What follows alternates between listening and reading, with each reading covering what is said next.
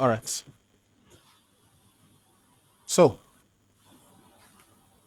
when you observe this one, the repeating part is exactly after the decimal, right? First of all, make the question equal to x. Is that not so? Now, the repeating part is what is after the decimal. So there is nothing to shift. So we just go straight ahead. We multiply by a power of 10. That means because only the repeating part is after the decimal, we can safely call this one our first equation for identification. So now we are going to multiply by 10 to the power of, how many numbers are repeating? 2 to the power of 2. That means you are multiplying by 100. So it becomes 100 times x will be equal to 100 times 0.81 repeating. 100 times x is 100x. 100 times 0.81 repeating.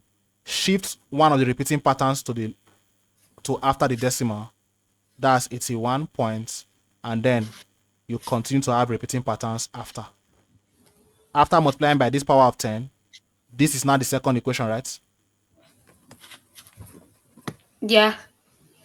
Up next, we simply have to subtract. So basically, it is equation 2 minus equation 1. That was how we named them equation 1 and equation 2 in the first place. So we can easily identify them. So it becomes 100x minus x will be equal to 81.81 repeating minus 0.81 repeating. 100x minus x is 99x, right? Yeah. Yeah. Then 81.81 repeating minus 0.81 repeating. The repeating part gets eliminated. So you just subtract the whole So number. 81. 81 exactly. So therefore, x will be equal to 81.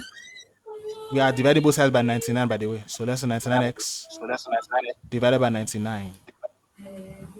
This takes out. Now, 81 over 99. 9 can divide both of them, right? Yeah. So we simplify. So it'll be 9 over 11. 9 over 11. That means our recurring decimal was actually, as a fraction, was actually 9 over 11. Before you write down, let's solve this one. 0.34 repeating. Only the 4 is repeating this time. Again, we can't call this our equation 1 yet, right? 0.3, only 4 is repeating. 3 is after the decimal. We can't call that equation 1, right? Yeah. Because for we to call it equation 1, only the repeating part must be after the decimal.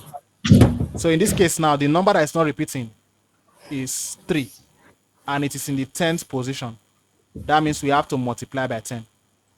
So it becomes 10 times x will be equal to 10 times 0.34 with the 4 repeating.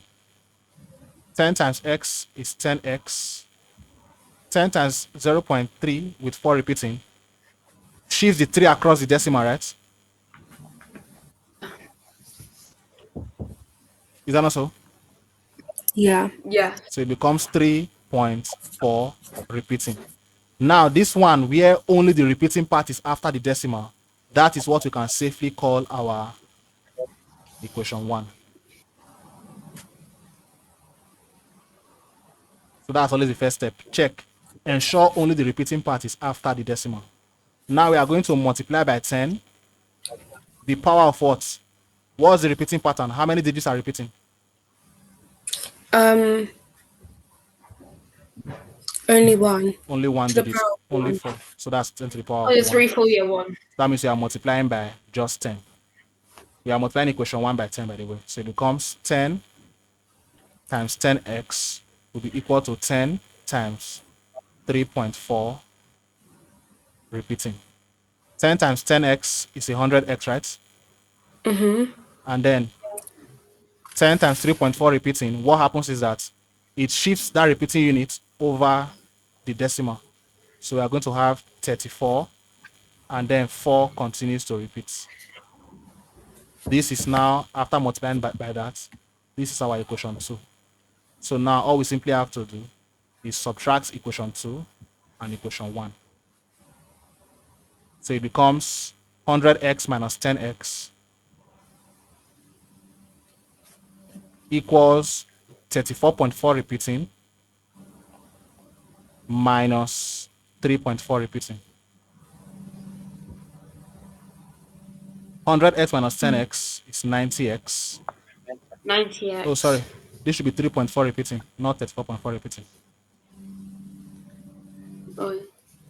Yeah, remember subtracting equation 1, 3.4 repeating. So 3.4 repeating.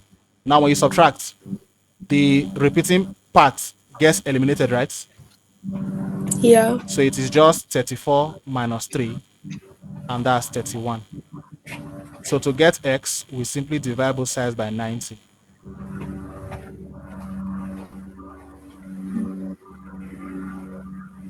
X, 31 is a prime number, that means it cannot be simplified. So x is 31 over 90. Hope that's clear. Yeah. Okay, so write it down.